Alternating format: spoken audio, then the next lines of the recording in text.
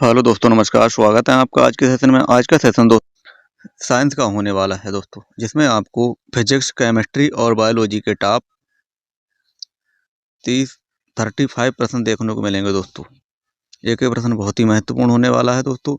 और दोस्तों, ये वो प्रश्न है जो सीटेट में हर बार आते हैं दोस्तों। सीटेट के चुनिंदा प्रश्न बन चुके हैं दोस्तों। इनमें से दोस्तों 35 प्रश्नों में से लगभग दोस्तों आपको 15 प्रश्न इसी क्लास से देखने को मिल जाएंगे दोस्तों। तो सेशन बहुत ही महत्वपूर्ण होने वाला है। देखते हैं आज के पहले प्रश्न से। और दोस्तों, आपको 35 प्रश्नों में से सिर्फ 10 प्रश्नों का उत्तर बताना है। देखेंगे आपकी तैयारी किस लेवल की चल रही है दोस्तों। तो ठीक है, शुरू करते हैं आज का पहला प्रश्न। आज का पहला प्रश्न है, निम्नलिखित में से ऊष्मा के कुचालकों का समूह चुनिए।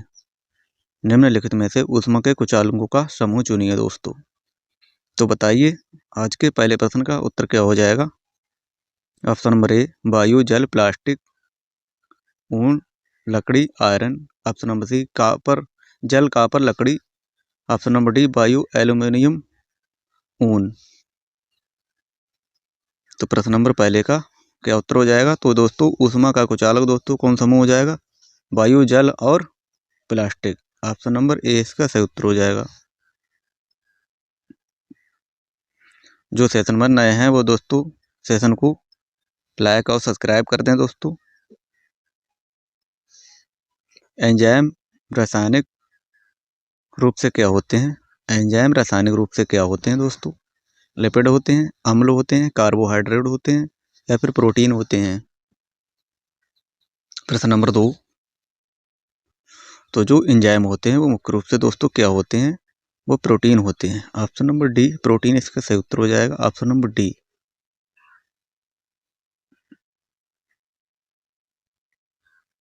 देखते हैं प्रश्न नंबर 3 को। प्रश्न नंबर 3 क्या कहता है, विज्ञान में सीखने जैसा आकलन का अर्थ क्या हो जाएगा। विज्ञान में सीखने जैसा आकलन का क्या अर्थ हो जाएगा।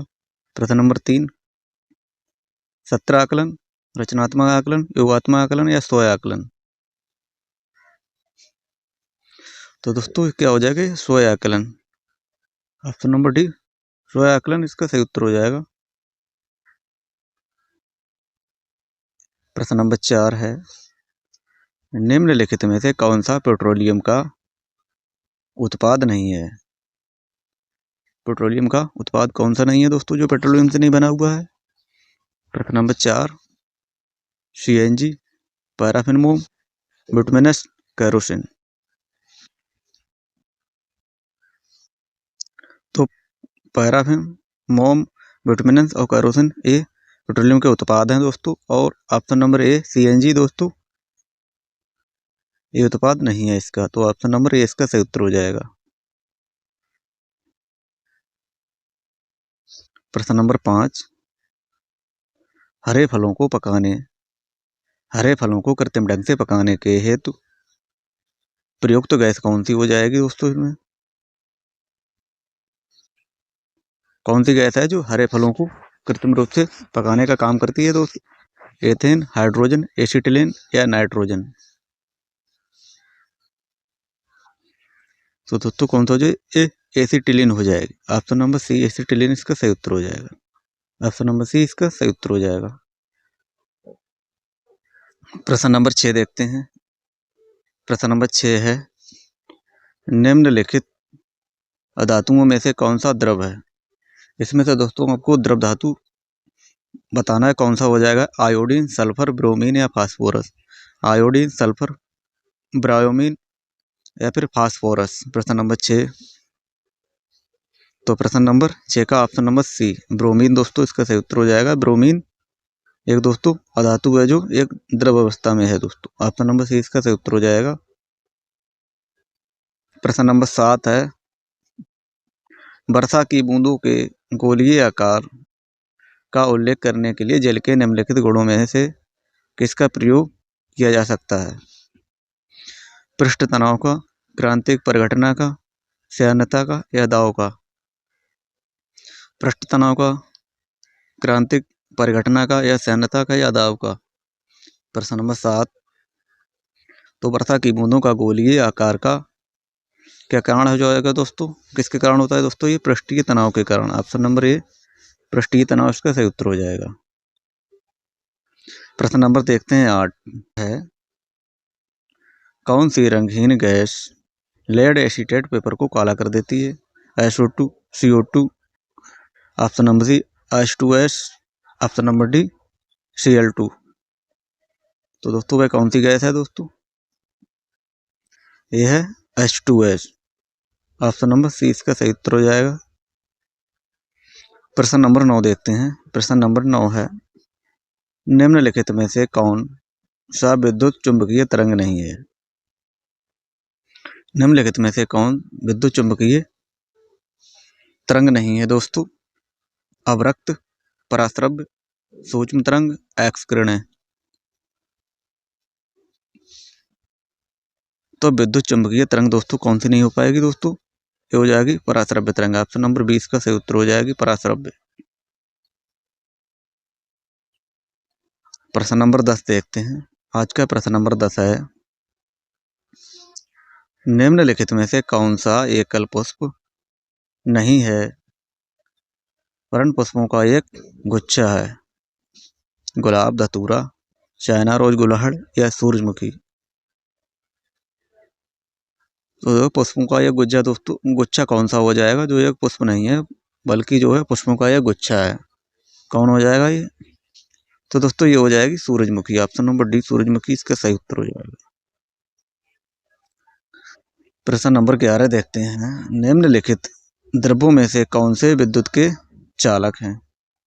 सिरका है, ऑप्शन नंबर बी शर्करा का विलयन, ऑप्शन नंबर डी लवण का विलयन, ऑप्शन नंबर डी आसुत जल।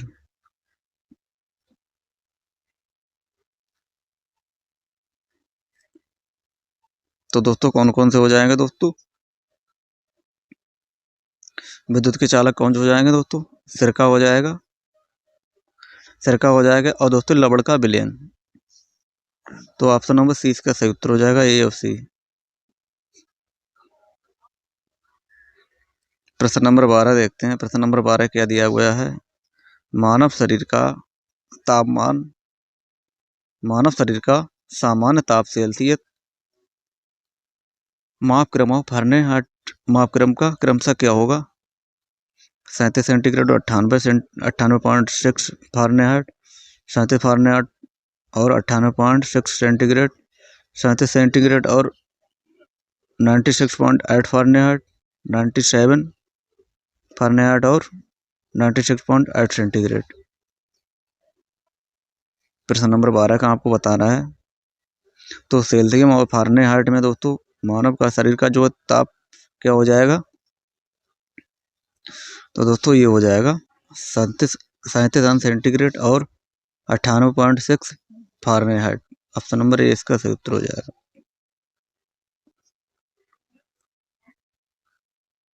प्रश्न नंबर 13 देखते हैं। प्रश्न नंबर 13 दिया गया है, टैडपोल जिस जल में वृद्धि कर रहे हैं उसमें उनका कायांतरण वृद्धि करके वयस्क बनना तभी संभव है जब उस जल में पर्याप्त मात्रा में क्या होना चाहिए? कैल्शियम होना चाहिए, ऑक्सीजन, आयोडीन या खनिज। तो दोस्तों ये तभी वृद्धि कर सकते हैं दोस्तों जब इसमें क्या होना चाहिए दोस्तों? इसमें आयोडीन होना चाहिए। ऑप्शन नंबर सी आयोडीन इसका सही उत्तर हो जाएगा, आयोडीन। प्रश्न नंबर 14 देखते हैं। प्रश्न नंबर 14 दिया गया है, निम्नलिखित में से कौन सी अंतःस्रावी ग्रंथि शर्करी मधुमेह को नियंत्रित करने वाले हार्मोन को स्रावित करती है? शुगर दोस्तों, शर्करा दोस्तों शुगर यानी मधुमेह को नियंत्रित करने वाले हार्मोन को स्रावित करने वाली कौन सी अंतःस्रावी ग्रंथि हो जाएगी? एड्रिनल, अग्नाशय, पीयूष या थायराइड। तो दोस्तों क्या हो जाएगी? ये हो जाएगी दोस्तों अग्नाशय ग्रंथि। ऑप्शन नंबर बी अग्नाशय इसका सही उत्तर हो जाएगा। देखते हैं दोस्तों प्रश्न नंबर 15 को। प्रश्न नंबर 15 क्या दिया गया है? निम्नलिखित कथनों में से कौन से एक अच्छी विज्ञान कक्षा की ओर संकेत करते हैं दोस्तों? आपको बताना है। शिक्षार्थी स्वयं अपने प्रयोग करते हैं और अपने अवलोकों को दर्ज करते हैं दोस्तों, या फिर शिक्षार्थी शिक्षक द्वारा दिए गए निर्देशन प्रदर्शन का अवलोकन करते हैं और उसके चरणों को लिखते हैं। या फिर ऑप्शन नंबर सी, शिक्षार्थी अधिक प्रश्न पूछने के स्वतंत्र हैं। या ऑप्शन नंबर 4, शिक्षक शिक्षण के लिए पाठ्य पुस्तक के साथ विविध संसाधनों का प्रयोग करता है।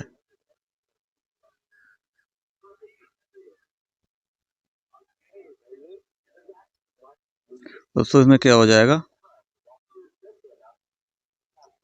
तो ऑप्शन नंबर सी इसका सही उत्तर हो जाएगा। ऑप्शन नंबर सी, पहला, तीसरा और चौथा। पहला, तीसरा और चौथा इसका सही उत्तर हो जाएगा।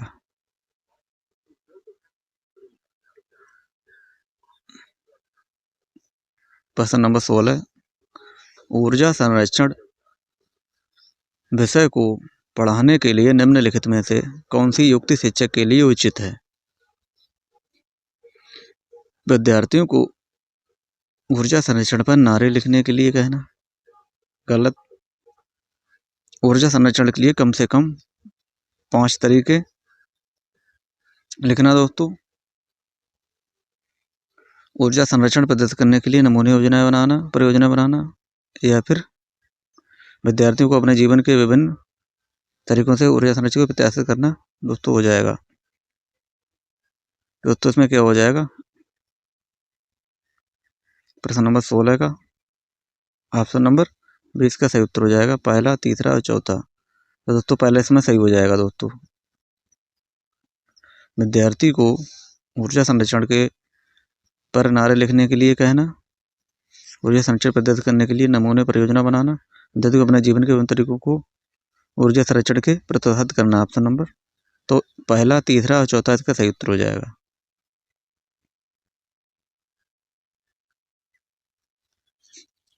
प्रश्न नंबर 17, विज्ञान शिक्षिका द्वारा अपनाए नीचे दिए गए उपागमों में से कौन सा उपागम उस शिक्षिका की वैज्ञानिक मनोदशा स्थिति को दर्शाता है? कक्षा में छात्रों को प्रश्न पूछने के लिए प्रोत्साहित करना, अधिगम में बढ़ोतरी करने के लिए कठिन प्रश्न पत्र बनाना, या फिर कक्षा में पूर्ण अनुशासन बनाए रखना, यथासंभव शीघ्र प्रस्तावित पाठ्यक्रम को समाप्त करना। तो प्रश्न नंबर 17 का आपको उत्तर बताना है। तो क्या हो जाएगा? कक्षा में छात्रों को प्रश्न पूछने के लिए प्रोत्साहित करना। ऑप्शन नंबर ए इसका सही उत्तर हो जाएगा। प्रश्न नंबर 18 है, निम्नलिखित में से क्या उच्च प्राथमिक स्तर पर विज्ञान शिक्षा का उद्देश्य नहीं होना चाहिए? अवधारणाओं की पाठ्य पुस्तकीय परीक्षाओं पर बल देना, बच्चों की प्राकृतिक जिज्ञासा का पोषण करना, जीवन के प्रति झुकाव और सहभागिता के मूल्यों का विकास करना, वैज्ञानिक स्वभाव का विकास करना।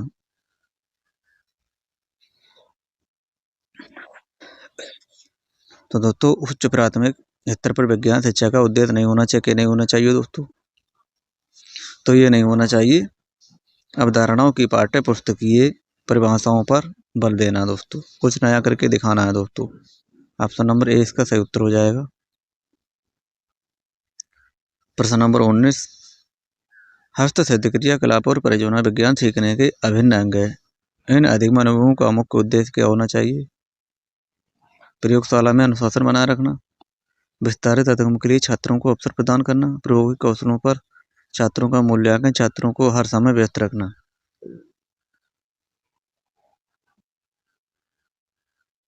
प्रश्न नंबर 19 का आपको उत्तर बताना है दोस्तों, क्या हो जाएगा? तो दोस्तों विस्तारित अधिगम के लिए छात्रों को अवसर प्रदान करना। ऑप्शन नंबर 20 का सही उत्तर हो जाएगा। प्रश्न नंबर 20 दिया गया दोस्तों, प्रश्न नंबर 20 का आपको उत्तर बताना है। निम्नलिखित में से कौन सी परिस्थिति शिक्षार्थियों को ज्ञान की खोज करने के लिए सर्वोत्तम अवसर प्रदान करती है? विद्यार्थियों को टीम शिक्षण द्वारा दैनिक उपयोग की सामग्री के विषय में दी जा रही है।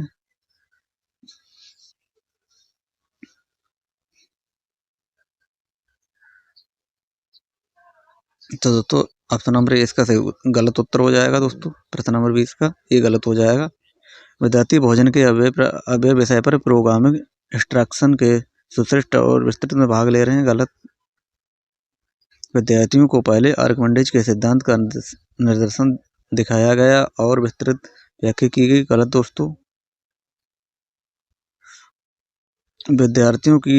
विद्यार्थी दी गई सामग्रियों को स्वयं बनाए, बंद विद्युत परिपथ में रखकर उन पर चालक और अचालक विद्युत रोधी को लेबल लगा रहे हैं। ऑप्शन नंबर डी इसका सही उत्तर हो जाएगा।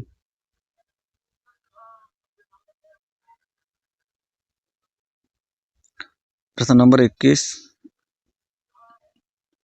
निम्नलिखित में से कौन सा उच्च प्राथमिक स्तर पर विज्ञान शिक्षण का वांछित उद्देश्य नहीं है? विज्ञान के तत्वों, सिद्धांतों एवं उनके अनुप्रयोगों को जानना, या फिर प्राकृतिक जिज्ञासा, सौंदर्यपरकता की अनुभूति तथा विज्ञान एवं प्रौद्योगिकी में सृजनात्मक का पोषण करना, विज्ञान की प्रक्रियाओं और विषय वस्तुओं को याद करके उपलब्ध ज्ञान प्राप्त करना, या ईमानदारी, सत्यनिष्ठा और सहयोग के मूल्यों को आत्मसात करना।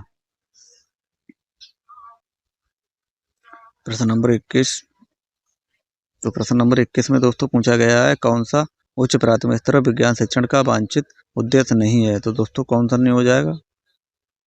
तो दोस्तों ये याद करने वाला ये गलत हो जाएगा। विज्ञान की प्रक्रियाओं और विषय वस्तु को याद करके उपलब्ध ज्ञान प्राप्त करना, दोस्तों ये गलत हो जाए, तो यही सही उत्तर हो जाएगा इसका। विश्व भर में लोगों द्वारा योग किया जाता है क्योंकि ये लोगों को स्वस्थ रखता है, ये भूख बढ़ाता है, ये खुशियां लाता है, ये एक आसान व्यायाम है। दोस्तों विश्व भर में लोगों द्वारा जो योगा किया जाता है वो क्यों किया जाता है? ये लोगों को स्वस्थ रखता है। स्वस्थ रखने के लिए दोस्तों ये योगा कराया जाता है, तो ऑप्शन नंबर ए इसका सही उत्तर हो जाएगा।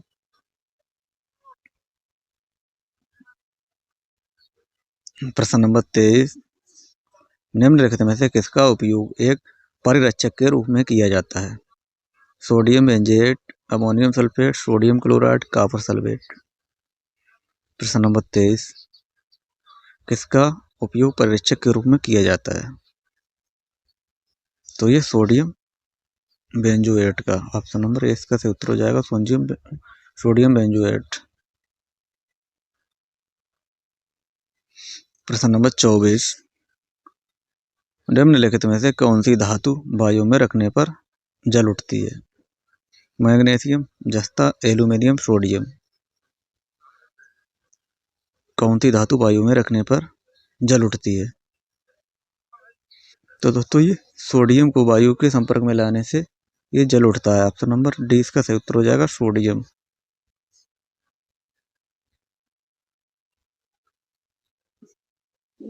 प्रश्न नंबर 25, डेसिबल क्या है? एक वाद्य शोरक है, ध्वनि स्तर की एक माप है, शोर का तरंग दैर्ध्य, एक वाद्य यंत्र है। तो दोस्तों डेसिबल क्या हो जाएगा? डेसिबल दोस्तों हो जाएगा ध्वनि स्तर की एक माप। ऑप्शन नंबर बी इसका सही उत्तर हो जाएगा। प्रश्न नंबर 26, निम्न में से कौन पूर्ण स्तंभ परजीवी है? निम्न में से कौन पूर्ण स्तंभ परजीवी है दोस्तों?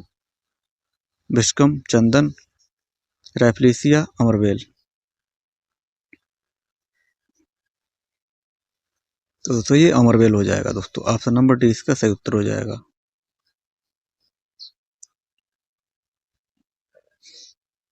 निम्नलिखित में से कौन सा विटामिन हार्मोन की तरह कार्य करता है? Vitamin E, vitamin D, vitamin C, vitamin B. दोस्तों हार्मोन की तरह काम करने वाला कौन सा विटामिन हो जाएगा? दोस्तों ये हो जाएगा विटामिन डी, विटामिन डी। प्रश्न नंबर 28 है, निम्न में से कौन सा ऊतक है? फेफड़ा, वृक्क, रक्त या अंडाशय। तो दोस्तों इनमें से ऊतक कौन सा हो जाएगा? तो दोस्तों रक्त एक ऊतक हो जाएगा, ऑप्शन नंबर सी रक्त।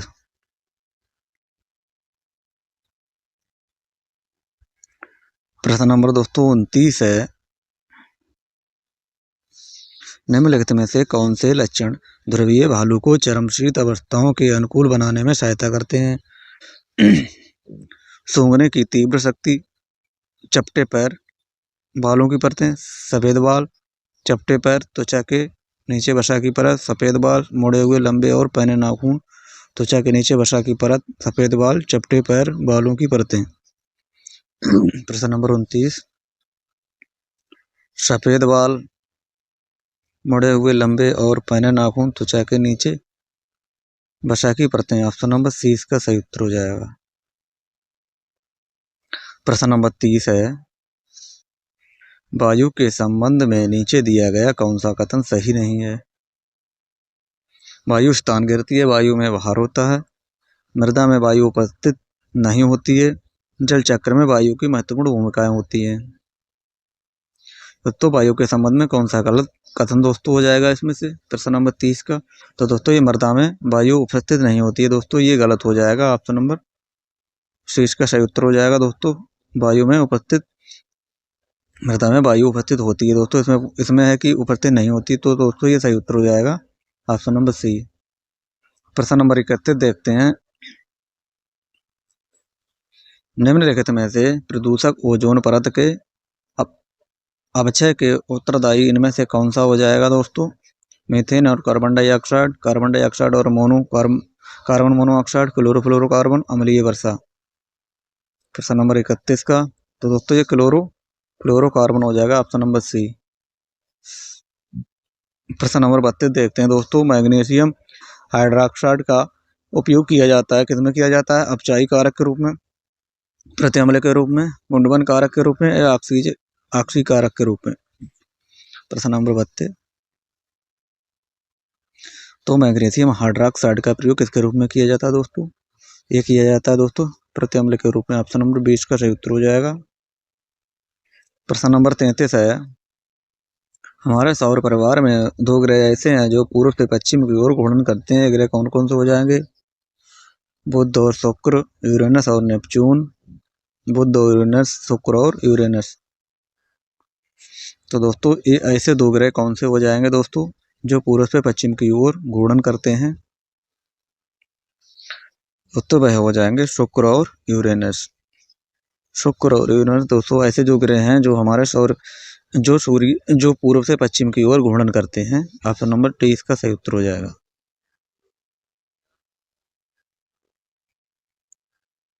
प्रश्न नंबर 34 है,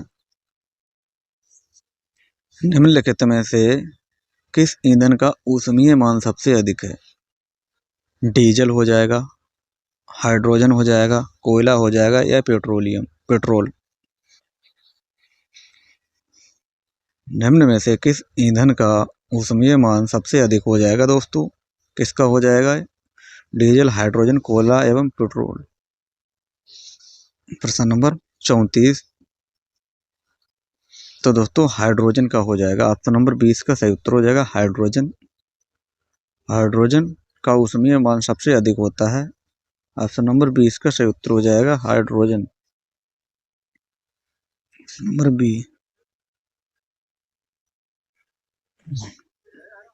दोस्तों सेशन बहुत ही अच्छा रहा दोस्तों, जिसने सेशन को लाइक और सब्सक्राइब नहीं किया है वो दोस्तों जल्दी से सेशन को लाइक और सब्सक्राइब कर लें दोस्तों। चलते हैं दोस्तों प्रश्न नंबर 35 की तरफ। प्रश्न नंबर 35 क्या कहता है, निम्नलिखित में से विज्ञान शिक्षण का कौन सा लक्ष्य उच्च प्राथमिक स्तर पर नहीं होना चाहिए। कौन सा नहीं होना चाहिए, मूल्यांकों को आत्मसात करना, विज्ञान के तत्वों को सीखने वालों को प्रस्तुत करना, विज्ञान शिक्षा को सीखने के प्रतिदिन के अनुभवों से संबंधित करना, जिज्ञासा का पोषण एवं वैज्ञानिक स्वभाव का विकास करना।